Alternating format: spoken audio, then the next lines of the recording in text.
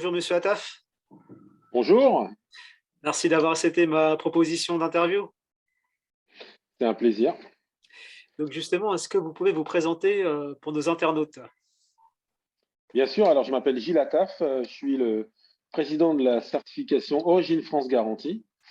Je suis également le cofondateur d'un club d'entrepreneurs qui s'appelle les FFI, les Forces françaises de l'industrie, que j'ai créé il y a 2 ans, qui est un club d'entrepreneurs et d'activistes sur la réindustrialisation des territoires.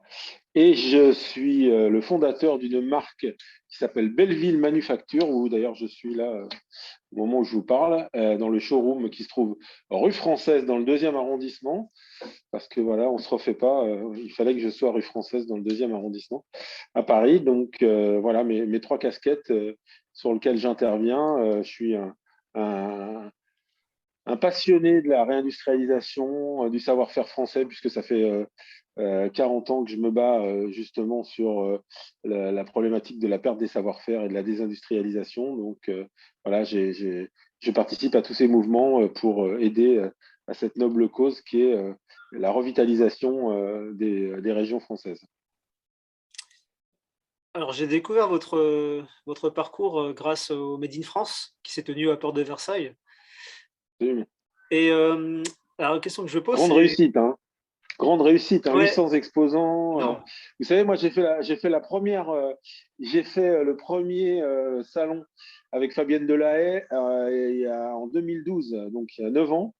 On était 78 exposants.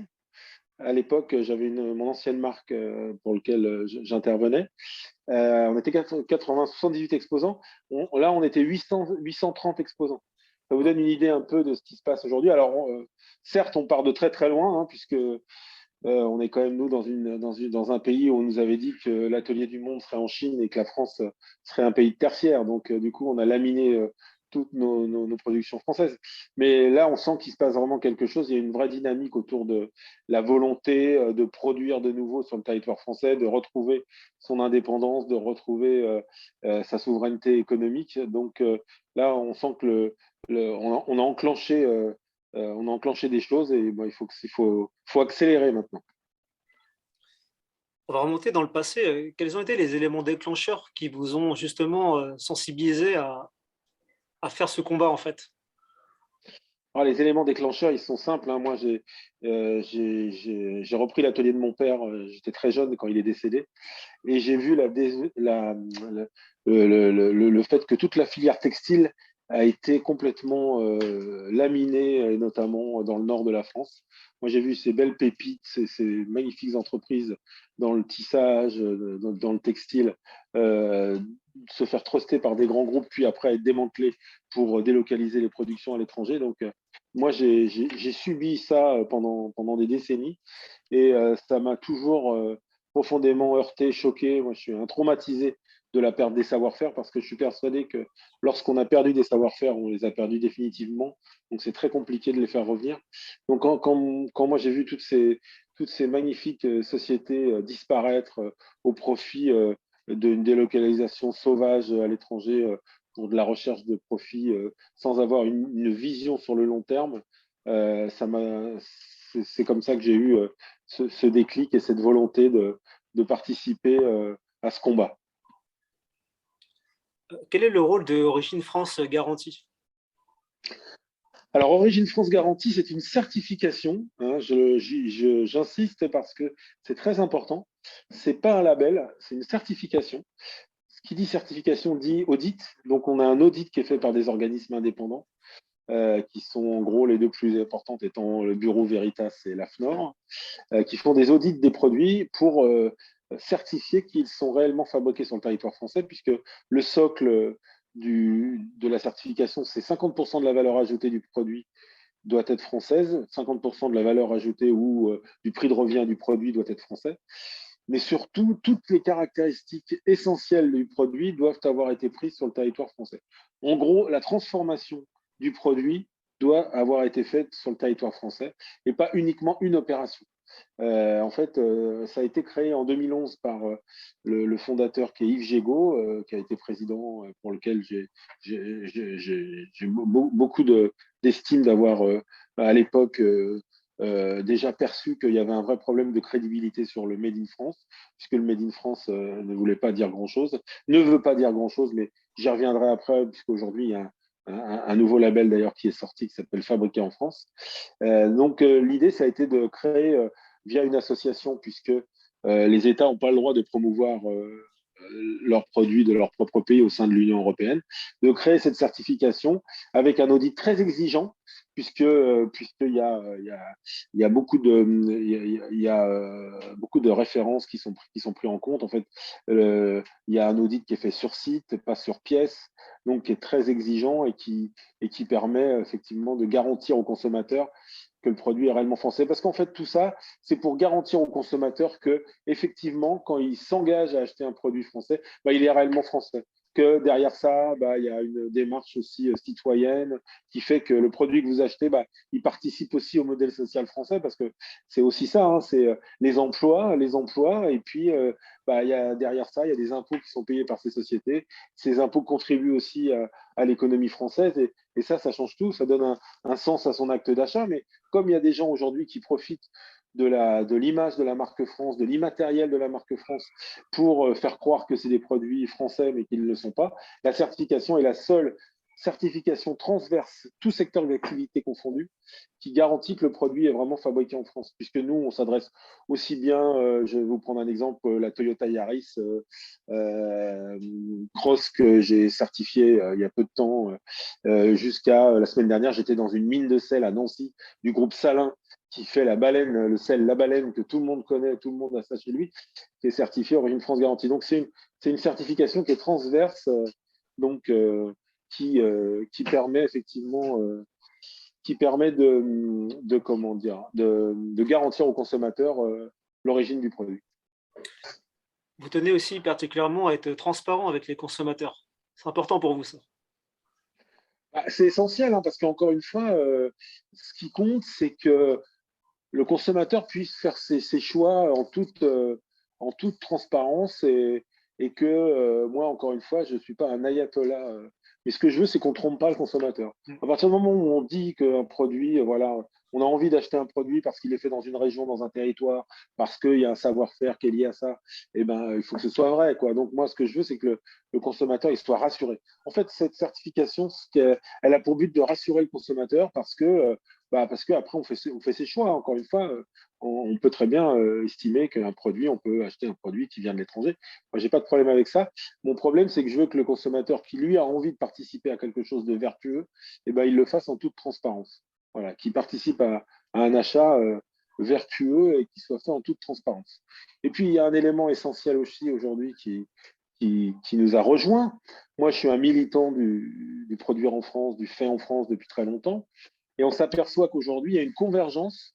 Alors, par provocation, j'appelle ça la convergence des luttes entre l'écologie et le social. Moi, je travaillais beaucoup sur le périmètre des emplois. C'est que moi, j'ai été traumatisé par le fait que ce que j'appelle la diagonale du vide était en train de s'installer dans les territoires, c'est qu'il n'y avait plus d'emplois. Donc, il fallait de nouveau avoir des industries, parce que l'industrie, c'est quand même un formidable endroit où on peut évoluer au niveau d'une carrière, pouvoir progresser, pouvoir avoir un projet professionnel. Hein. Donc, c'était important de faire revenir des usines. Hein. Les 30 Glorieuses ont été magnifiques. Pourquoi? Parce qu'il y avait des usines et que chacun pouvait se développer, évoluer au sein d'une unité de production. On pouvait commencer en bas de l'échelle et évoluer. C'est pas dans une start-up. Une start-up, vous êtes bac plus 5 ou vous n'existez pas. Hein. Enfin, je schématise un peu, c'est un peu provocateur. Hein. Je le fais exprès parce que mais voilà, je pense que c'est important ça. Et en fait, on s'aperçoit qu'aujourd'hui, en fait, le circuit court, le Made in France, et ben en fait, on était écologique avant l'heure parce que quand vous faites en local, et ben un produit qui est produit en local, ben, c'est le circuit court. Le circuit court, c'est écologique puisqu'il n'y a pas d'empreinte carbone. Donc en fait, on s'aperçoit qu'aujourd'hui, en plus, je dirais les luttes, parce que c'est des luttes qu'on est tous obligés de prendre à bras le corps, et ben, se rejoignent entre la problématique écologique que je pense plus personne aujourd'hui ne peut nier, et puis le social, qui était un de mes combats initiaux dans ma vie pour retrouver de l'emploi dans les usines. Parce que vous savez, l'usine, c'est pas un gros mot, il y a aussi cette problématique qui a été terrible pendant des années, c'est qu'on était très dévalorisé quand on travaillait dans une usine. Moi, je dis toujours que l'industrie, c'est la vie et que l'usine, c'est pas un gros mot. Moi, je visite beaucoup d'usines. Je suis toujours passionné par ces gens qui travaillent.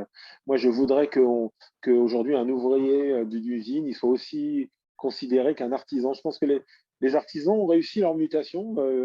Il y a 30 ans, un artisan, il n'était pas considéré comme aujourd'hui. Eux, ils ont réussi leur mutation à expliquer que un artisan, c'est quelqu'un qui compte.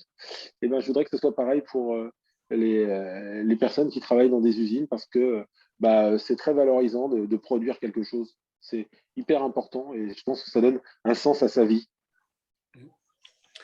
Alors, je vais poser une question un peu philosophique. À travers vos rencontres, qu'est-ce que vous avez appris sur l'être humain? Oh là, ah là là, c'est une très bonne question ça. Écoutez, ça va peut-être vous étonner, mais en fait, j'ai appris qu'en fait, je pense que finalement, on a besoin, pour faire preuve de résilience, d'aller assez loin dans le, comment dirais-je, dans les difficultés. Parce que si on n'a pas des difficultés, vous savez, la crise sanitaire a mis au grand jour tout un tas de problématiques que moi je sentais déjà, mais qu'il a fallu qu'on prenne en pleine face pour justement commencer à se poser les bonnes questions. Et en fait, c'est intéressant parce que on s'aperçoit qu'il faut vraiment aller au bout des choses pour qu'il y ait un retour en arrière. C'est triste à dire, hein, mais j'ai pas envie de dire que la crise sanitaire a été salutaire. C'est pas ça, ça serait terrible, moi qui ai perdu mon meilleur ami pendant cette crise sanitaire. Mais en tout cas, ça a permis à beaucoup de personnes d'aller vraiment, de s'apercevoir qu'ils sont allés au bout d'un système et que il était temps de revenir en arrière. Il était temps de réfléchir un peu, de se dire par exemple qu'il fallait consommer moins, mais mieux des produits de qualité, qu'on n'était pas obligé de surconsommer, qu'on pouvait garder des produits longtemps, d'avoir la capacité de les réutiliser. Moi, je pense que l'être humain, hélas, est obligé de se retrouver face à l'abîme pour commencer à réagir. Et ça, j'ai appris ça pendant cette période. Est-ce que vous avez un message pour celles et ceux qui veulent aller au bout de leurs rêves? Ouais, j'ai vraiment un message pour eux, c'est surtout faites quelque chose qui donne un sens à vos rêves. Parce que je pense qu'on n'est jamais aussi heureux que lorsqu'on va au bout de ses rêves, mais avec un projet qui a un vrai sens. Moi, j'ai beaucoup réfléchi, j'ai beaucoup évolué dans ma façon de travailler, de voir les choses. Et je pense qu'on a besoin d'avoir. Il y a une quête de sens qui peut vraiment donner du plaisir. Et la quête de sens, on l'avait un petit peu oublié aussi dans cette société de consommation. Et donc, il faut aller au bout de ses rêves à partir du moment où ces rêves ont un vrai sens. Il faut se donner. Faut réfléchir sur les vrais rêves qu'on a envie d'avoir, mais il faut que ces rêves aient un sens parce que quand vous apportez quelque chose à votre communauté, vous vous sentez beaucoup mieux. Qu'est-ce qui vous aide, qu'est-ce qui vous pousse tous les jours à vous lever tôt, à travailler en fait, à avancer? Moi, c'est les rencontres et les échanges parce que j'ai la chance de pouvoir rencontrer beaucoup de personnes dans mon travail, notamment dans ma présidence d'Origine France Garantie et dans ma présidence des Forces françaises de l'industrie. Je crée des clubs, Moi, ce que j'aime, c'est mettre les gens en relation pour faire avancer les projets. Et chaque fois que j'arrive à débloquer une situation ou à faire en sorte qu'il y ait une dynamique qui soit enclenchée par des rencontres que j'ai pu provoquer, ça me remplit de bonheur. Vous savez, c'est drôle que vous me posiez ces questions parce que souvent, des fois, j'ai beaucoup de réunions le soir, j'ai beaucoup d'événements et je me dis à chaque fois, c'est compliqué, voilà. Et finalement, à chaque fois, d'ailleurs, ma femme me le fait remarquer. Elle me dit, finalement, toi, tu as bien fait d'y aller parce qu'à chaque fois, je suis content. Et pourtant, j'ai du mal, mais voilà, je me dis que finalement, ça me donne beaucoup de satisfaction parce que je m'aperçois que ça fait bouger les lignes. Et ce qu'il faut, faire bouger les lignes. Et on fera bouger les lignes en faisant se rencontrer des personnes. Vous savez, la semaine dernière, comme je vous le disais, j'étais au fond d'une mine pour remettre une certification. J'étais avec le chef mineur de cette société. J'ai eu un échange absolument magique avec lui sur son métier. Et ça, c'est pour moi tellement, tellement plaisant, tellement, pour moi, ça me remplit de joie de me dire qu'il y a encore des personnes qui aiment autant leur métier et qui ont envie de le transmettre. Et ça, c'est quelque chose qui me plaît beaucoup. Moi, ce que j'aime, c'est vraiment les mises en relation et le fait que chacun puisse se rendre compte que chaque personne dans une communauté, et notamment dans l'entrepreneuriat, a son rôle à jouer. Moi, je me bats beaucoup pour le fait que les entrepreneurs, par exemple, soient dans le capitalisme patient, soit dans la transmission, et soit aussi dans le partage. Je pense que l'entreprise aujourd'hui, elle a besoin de partager ses richesses. Et c'est très, très important d'avoir ça en tête, que c'est une communauté, une entreprise. Et pour que ça fonctionne bien, il faut que tout le monde y trouve son compte. Et c'est important de faire participer tout le monde au sein d'une entreprise. Comment gérez-vous le stress, si vous avez du stress? Ah, j'ai beaucoup de stress. Euh, j'ai du mal à le gérer, en fait. C'est quelque chose qui est compliqué pour moi. J'ai un peu de mal à gérer le stress parce que j'ai toujours tendance à beaucoup, euh, à beaucoup intérioriser les choses. Et du coup, le stress, j'essaye toujours, quand j'ai beaucoup de stress, et ce qui m'arrive assez régulièrement, de relativiser par rapport à la globalité de la tâche sur laquelle je suis en train de travailler. En fait, j'essaie de me dire que le stress que je peux avoir n'est pas aussi important que toute la globalité du travail que je fais sur tous les périmètres sur lesquels je travaille. Et donc, du coup, ça me relativise un peu ma petite personne en me disant, voilà, il y a des sujets beaucoup plus importants et j'essaye de relativiser comme ça le stress en me disant que par rapport à la globalité effectivement de tout de tout ce que je mets en œuvre, eh ben, je dois relativiser. Voilà. Alors pour finir, peut-être la liste est longue, mais est-ce que vous avez un message pour les personnes qui ont fait de vous ce que vous êtes? Remercier les personnes qui ont fait de vous ce que vous êtes. Oh là là, il y en a tellement. C'est... Non, non, mais moi, je suis l'obélix de la fabrication française. Je suis tombé dans la marmite quand j'étais petit, hein. Mon père était culottier. Donc, vous savez, mon père, j'ai vécu dans l'atelier familial depuis que j'étais tout petit. Donc, mon père a été très important pour moi. Ma grand-mère, qui a fait les marchés toute sa vie, a été très importante pour moi parce que j'ai vu ce que c'était que le travail et surtout l'amour de son travail et le fait que ben, on peut être heureux même en travaillant beaucoup. Et ça, c'est aussi important.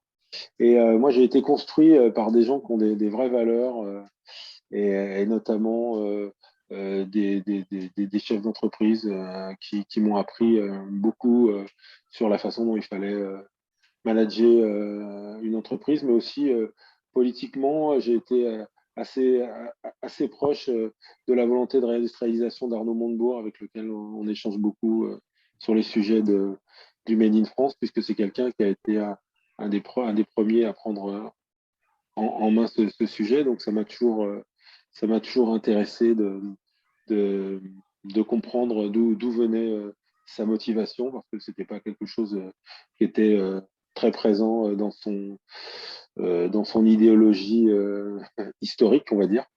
Et donc voilà, ça m'a beaucoup interpellé. Mais moi, je suis construit par tous les gens qui sont autour de moi.